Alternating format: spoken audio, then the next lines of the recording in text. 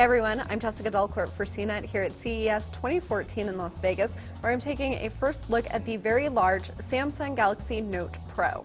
This is definitely part of the Galaxy Note line, as you can tell by the stylus that slides out from its little cubbyhole, and also by the leather-like backing and the stitching here around the side that is molded. It's actually plastic, but it does have a soft touch finish.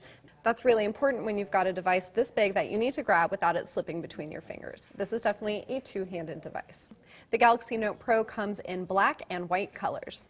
As for the screen, this is 12.2 whopping inches of LCD with a resolution of 2560 by 1600 pixels. That is a 4 million pixel haul.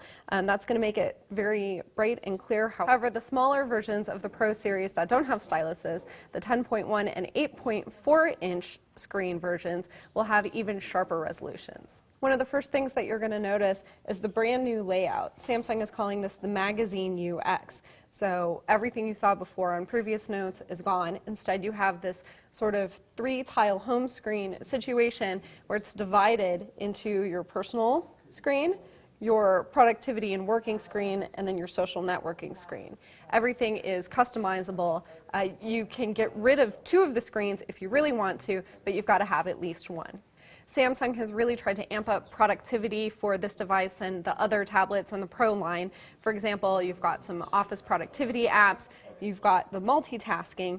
On this large screen format, you can open up to 4 app windows at a time, and you can open up 2 instances of the same app. So you've got a calendar, and you want to drag and drop or look at different days on the calendar, you can do that. Another cool feature, and probably one of my favorites from the short time that I've had with the device so far, is the virtual keyboard, which looks a lot like the desktop keyboard.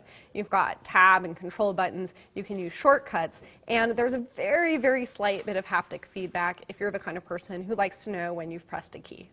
For a closer look at some of the apps, you've got Microsoft Office Suite, you've got Remote PC, so you can file share with different files that are on your computer, wherever that happens to be. You also have some Samsung apps like e-meeting, and you've got WebEx support. In addition, there are preloaded apps like Evernote, Dropbox, Bloomberg Businessweek, the New York Times, and a bunch more. This is an Android device running 4.4 KitKat right out of the box, so it is nice and up to date. There's an 8 megapixel camera on the back and a 2 megapixel camera on the front. It is LTE supported. There's also 3G support, so there are some regions that don't have LTE, you'll be using 3G, but it is connected. In terms of storage, you'll have 32 gigabyte and 64 gigabyte versions with a micro SD card slot that will take up to 64 gigabytes in external storage. There are also 3 gigabytes of RAM on here.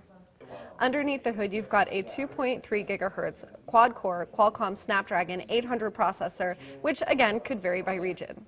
We don't have any prices or pinpointed availability yet. However, you should look for this device to come out in its first market in Q1. Samsung is definitely going pro with this. That means there's going to be a very premium price tag for this tablet. Samsung is trying to get you to even more put aside the laptop and use a very high-end tablet that can handle productivity, not just watching videos and playing games, although you can certainly do this on the Pro lines too. I'm Jessica Delcourt for CNET. This has been your first look from CES of the Samsung Galaxy Note Pro.